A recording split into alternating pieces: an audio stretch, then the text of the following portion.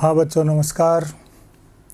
DS science academy की इस online digital class में आप सभी का हार्दिक स्वागत है। बच्चों हम अलंकार पढ़ रहे थे और अलंकार किसे कहते हैं, अलंकार की परिभाषा क्या है, अलंकार के जो प्रकार हैं शब्दालंकार, अर्थालंकार और उभयालंकार, ये हम पढ़ चुके हैं। अब हमें जो पढ़ना है शब्दालंकार के कुछ भेद हमें पढ़ने हैं। शब्दालंकार के जो भेद हैं उनमें शब्दालंकार के भेद में आपको मैं बता दूं, शब्दालंकार के जो भेद हैं उनमें आपको पढ़ना है अनुप्रास अलंकार, अनुप्रास अलंकार और यमक अलंकार। नंबर 3 श्लेष अलंकार। और इसी तरीके से अर्थालंकार जो आपके हैं,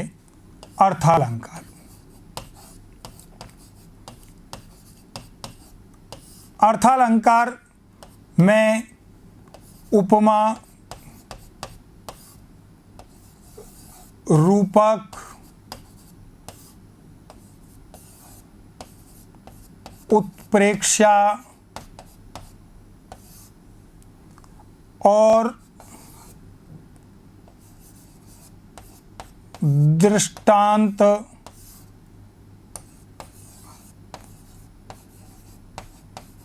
उदाहरण आदि अलंकार हमें पढ़ने। यदि हम इनका भी ज्ञान प्राप्त नहीं करें तो विशेषकर हमें अनुप्रास, यमक, श्लेष, उपमा, रूपक, उत्प्रेक्षा, ये 6 अलंकारों का हमें क्या करना है, ज्ञान प्राप्त करना है। अर्थात 3 अलंकार तो हमें शब्दालंकार के पढ़ने हैं और 3 अलंकार हमें किसके पढ़ने हैं, अर्थालंकार के पढ़ने हैं। तो अब हम जो आपके शब्दालंकार है उस शब्दालंकार का जो पहला भेद है अनुप्रास अलंकार, इस अनुप्रास अलंकार को हम क्या करेंगे, पढ़ेंगे। तो देखिएगा, अनुप्रास जो आपके अलंकार है, अनुप्रास अलंकार, अनुप्रास अलंकार में ये अनुप्रास अलंकार, अनुप्रास शब्द 3 शब्दों से मिलकर बना है। अनुप्रास शब्द कितने शब्दों से मिलकर बना है, 3 शब्दों से। अनु, प्रे, आस, 3 शब्दों से मिलकर बना है। अनु, प्रे, आस। यहां अनु का अर्थ पीछे, प्रे का अर्थ पास तथा आस का अर्थ बैठना है। अर्थात पीछे पास आकर बैठना, पीछे पास आकर बैठना। जब कोई वर्ण का मतलब जानते हो बेटाओ, भाषा की छोटी से छोटी इकाई जिसके टुकड़े नहीं कर सकें वो क्या कहलाती है, वर्ण। जैसे क, ख, ग, घ, ए, आ, ई, ये सब क्या है, वर्ण। तो जहां पर कोई वर्ण अपने ही जाति के, अपने ही समान किसी दूसरे वर्ण के पीछे आकर बैठ जाए, वहां पर अनुप्रास अलंकार होता है। क्योंकि देखिए, अनुप्रास, अनु शब्द 3 शब्दों से मिलकर बना है। अनु, प्रे, आस। यहां अनु का अर्थ पीछे, प्रे का अर्थ पास तथा आस का अर्थ बैठना है। अर्थात हम कह सकते हैं कि परिभाषा अनुप्रास अलंकार वह अलंकार जहां किसी वर्ण की रसानुकूलित यानी रस के अनुकूल, रस के अनुसार निश्चित क्रम में आवृत्ति होती है। आवृत्ति का मतलब होता है बार बार आना। निश्चित क्रम में, या तो शब्द के प्रारंभ में, या शब्द के मध्य में, या शब्द के अंत में। तो जहां पर एक ही वर्ण की रसानुकूलित निश्चित क्रम में आवृत्ति होती है, वहां अनुप्रास अलंकार होता है या अनुप्रास अलंकार कहलाता है। तो ध्यान से सुनिए, जहां पर एक ही वर्ण की रसानुकूलित निश्चित क्रम में आवृत्ति होती है, वहां पर क्या होता है? अनुप्रास अलंकार होता है। अनुप्रास अलंकार में ध्यान से सुनिए, वर्ण की क्या होती है? आवृत्ति होती है। जैसे हम उदाहरण से क्या करते हैं? पढ़ते हैं। तो देखिएगा, उदाहरण से हम देखते हैं कि मुदित महीपति मंदिर आए, सेवक सचिव सुमंत सुहाए। मुदित महीपति मंदिर आए, सेवक सचिव सुमंत सुहाए। यहां पर इस उदाहरण में देखिएगा कि मैं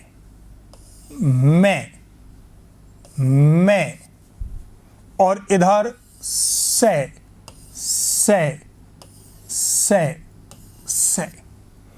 वर्ण की आवृत्ति हो रही है या नहीं हो रही है? आप कहेंगे सर मुंह में तो मुंह की हो रही है। अरे भाई, जब मैं भी तो ऊ है, मतलब ये मैं आ गया। तो मैं वर्ण की क्या हो रही है? रसानुकूलित, यानी रस के अनुकूल क्या हो रही है? आवृत्ति हो रही है। और जहां पर एक ही वर्ण की आवृत्ति हो, आवृत्ति का मतलब होता है बार बार आना, जहां पर एक ही वर्ण बार बार आए, वहां पर अनुप्रास अलंकार होता है। जहां पर एक ही वर्ण बार बार आए, देखिए इसमें मैं वर्ण, सवर्ण, सवर्ण क्या आ रहा है? बार बार आ रहे हैं।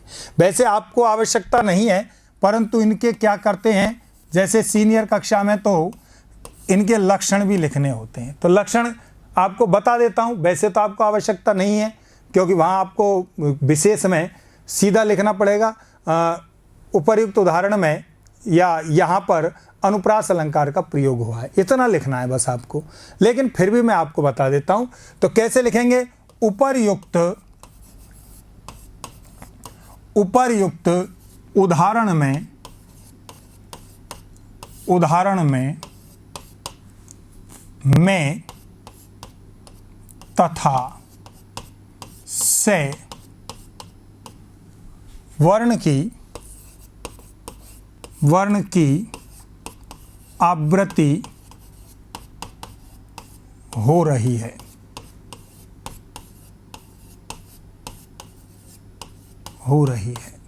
वर्ण की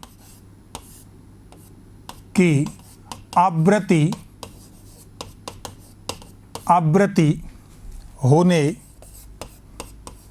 होने के कारण यहाँ अनुप्रास अलंकार है।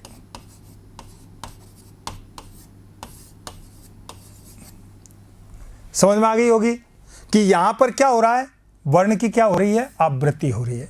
तो मुदित महीपति मंदिर आए, सेवक सचिव सुमंत सुहाए।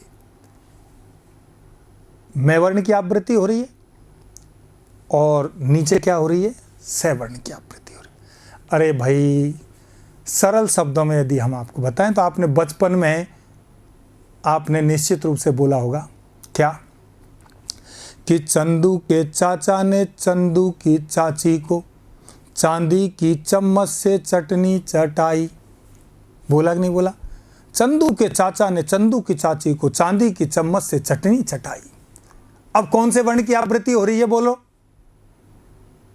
सवर्ण की आवृत्ति हो रही है। और सवर्ण की आवृत्ति होने के कारण कौन सा अलंकार हो गया? अनुप्रास अलंकार हो गया। सीधा वो च वर्ण की आवृत्ति हो रही है, क्षमा चाहूंगा, च वर्ण की आवृत्ति हो रही है। और च वर्ण की आवृत्ति होने के कारण कौन सा अलंकार हो गया? अनुप्रास अलंकार हो गया। देखो, चंदू के चाचा ने चंदू की चाची को चांदी की चम्मच से चटनी चटाई, च वर्ण की। आपने सुना होगा कि खड़क सिंह के खड़कने से खड़कती है खिड़कियां, खिड़कियों के खड़कने से खड़कता है खड़क सिंह।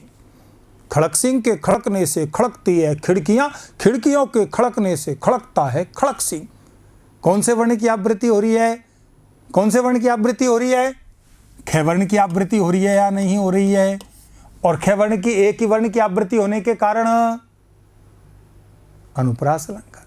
तो जहां पर एक ही वर्ण की आवृत्ति रसानुकूलित यानी रस के अनुकूल, मतलब बोलने में आनंद आए, तो वहां अनुप्रास अलंकार होता है। तो देखिए, जहां पर एक ही वर्ण की क्या हो, रसानुकूलित निश्चित क्रम में आवृत्ति हो, वहां पर अनुप्रास अलंकार होता है। हम दूसरा उदाहरण देखें। रघुपति राघव राजा राम, पतित पावन सीताराम। रघुपति राघव राजा राम, रे रे रे रे आ रहा है या नहीं आ रहा है? और इधर नीचे पे पे वर्ण की क्या हो रही है? आवृत्ति हो रही है। तो जब अब वर्ण की आवृत्ति हो रही है, इसको यदि हम कैसे लिखें? उपर्युक्त, वही बात है, उपर्युक्त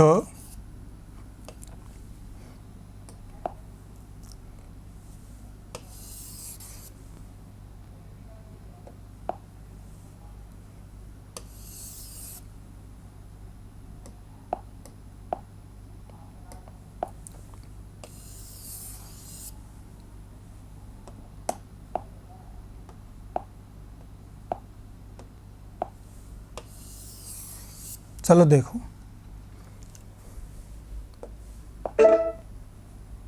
हाँ जी, तो देखिए, रघुपति राघव राजा राम, पतित पावन सीताराम, यदि हम इसके बारे में क्या करें, देखें, तो इसमें कौन से वर्ण की आवृत्ति हो रही है? रे पे। अब माना कि इसको लिखना पड़े तो उपर्युक्त उदाहरण में, उपर्युक्त उदाहरण में रे तथा पे वर्ण की आवृत्ति हो रही है।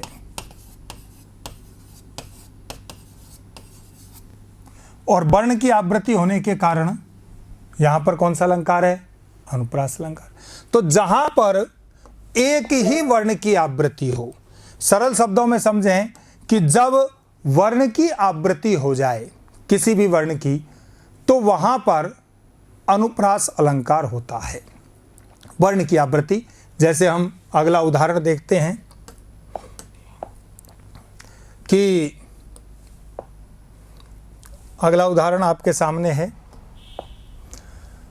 रघुनंद आनंद कंद कौशल चंद दशरथ नंदनम। रघुनंद आनंद नंद,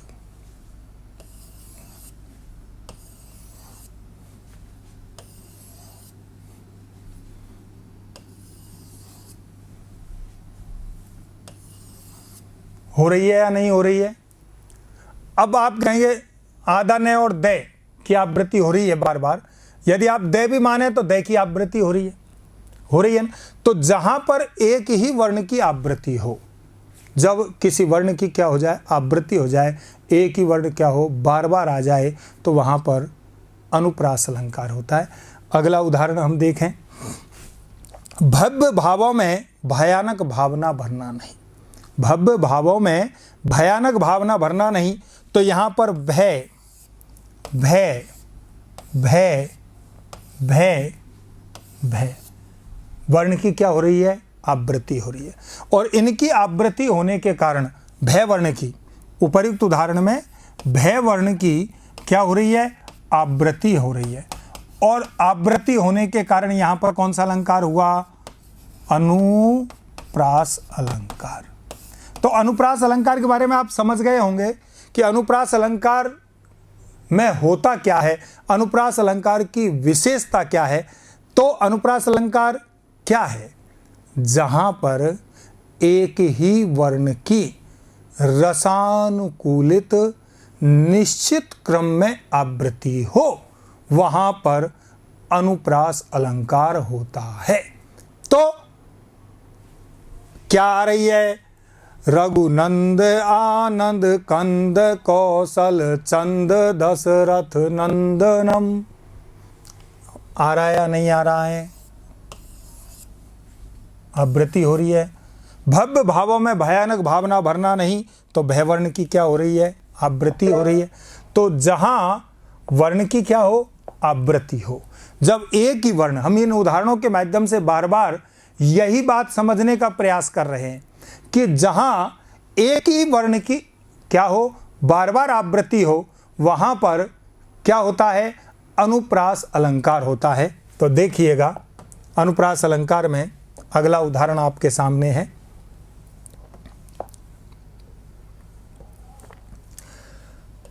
कल कल कोमल कुसुम कुंज पर मधुकण बरसाने वाली तुम कौन। कल कल कोमल कुसुम कुंज पर, यहां पर देखिए कै कै कै कै कै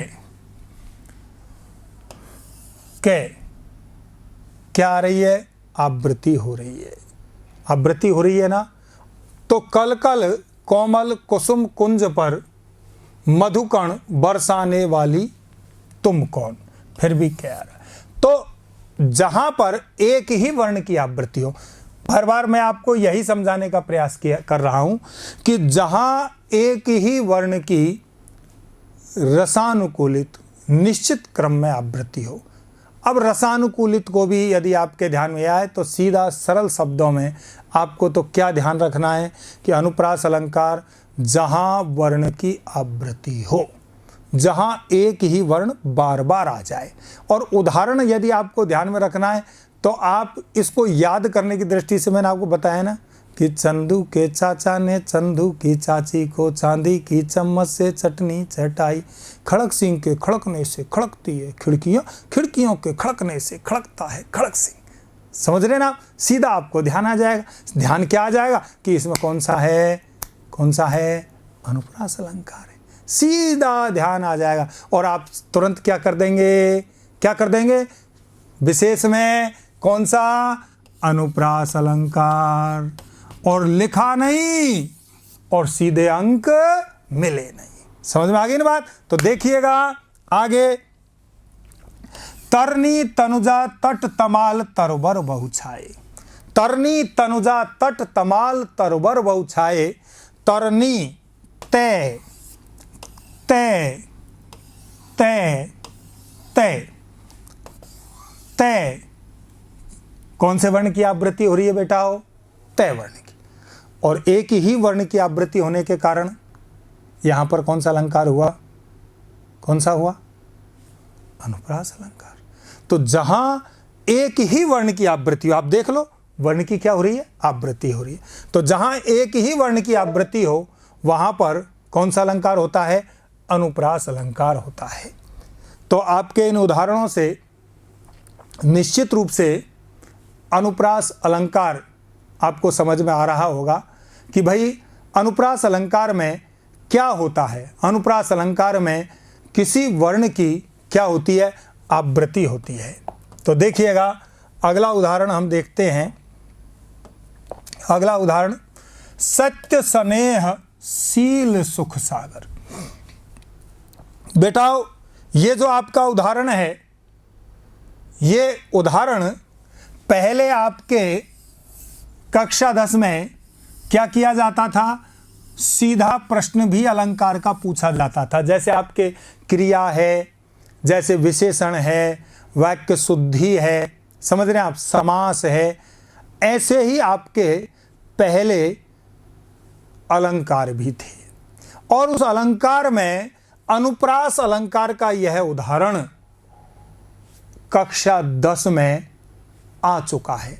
अब अलंकार आपके पाठ्यक्रम से हटा दिए गए हैं, समझ रहे हैं आप। अब हटा तो दिए, इसका मतलब ये नहीं है हटाए दिए, ये अपना अस्तित्व रखते हैं। मैंने आपको बताया ना अस्तित्व कैसे रखते हैं।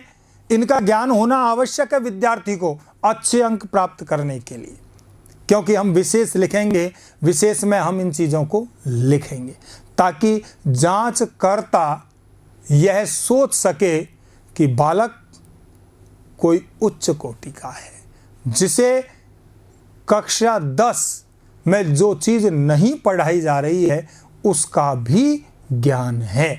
इसका मतलब ये बालक निसंदेह बहुत ही अच्छी श्रेणी का है, समझ रहे हैं ना आप। तो आप समझें, आप विचार करें कि सत्य स्नेहशील सुख सागर, अब मैंने ये स्पष्ट नहीं किया, लेकिन मैं जानता हूं कि मेरे प्यारे विद्यार्थी जो इस अलंकार को पढ़ रहे हैं उनके मन में ये बात निश्चित रूप से आई है कि सर ये तो हमें ही पता है, इसमें अनुप्रास अलंकार है। क्यों पता है आपको भाई?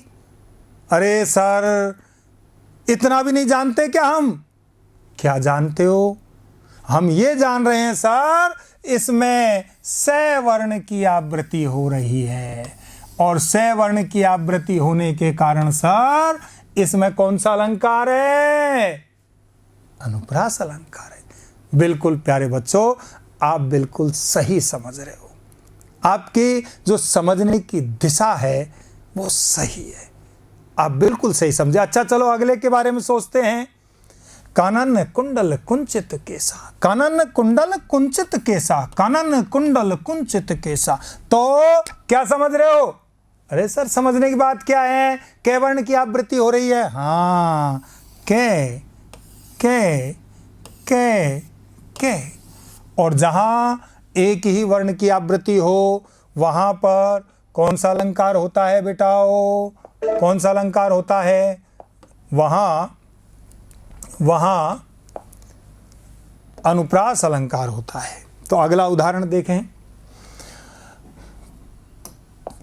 कहत नटत रीझत खिजत, मिलत खिजत लजियात, भरे भौनु में करत है नैनन ही सो बात। देखो क्या हुआ, एक नायक और नायिका भरे हुए भवन बैठे हुए, जो बहुत सारे लोग हैं। अब यदि बात करें तो प्रेम का पता चल जाए, और हर प्रेमी प्रेमिका क्या चाहता है कि हमारे प्रेम के बारे में किसी को क्या नहीं चाहिए, पता नहीं लगना चाहिए। इसलिए वो किस में से बात कर रहे हैं? इशारे में, संकेत में। तो कहत कौन से वर्ण है? ते कहता है। नटत नायिका मना कर देती है प्रेमिका। रिजत वह उस पर आसक्त है। खिजत यानी गुस्सा है।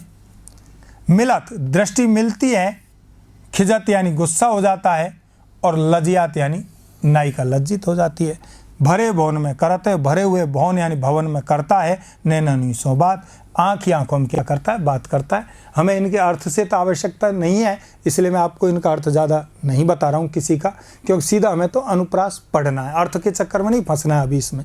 तो कौन सा है? ते ते ते ते ते ते ते। वर्ण की क्या हो रही है? आवृत्ति होती है। कहत कहत नटत रीजत खिजत, मिलत खिजत लजियात, भरे भौन में करत है नैननु ही सो बात। आप जानते हैं कि कौन से वर्ण की आवृत्ति हो रही है? तय वर्ण की। तो जब एक ही वर्ण की आवृत्ति हो प्रत्येक बार, तो वहां पर कौन सा अलंकार होता है बेटाओ? वहां पर कौन सा अलंकार होता है? अनुप्रास अलंकार होता है। तो निसंदेह आपके अनुप्रास अलंकार आपके क्या आ गया होगा? समझ में आ गया होगा। इसके जो और उदाहरण हैं, ये और उदाहरण अब हम आगे पढ़ेंगे। इसी के साथ नमस्ते, जय हिंद, जय भारत, नमस्कार।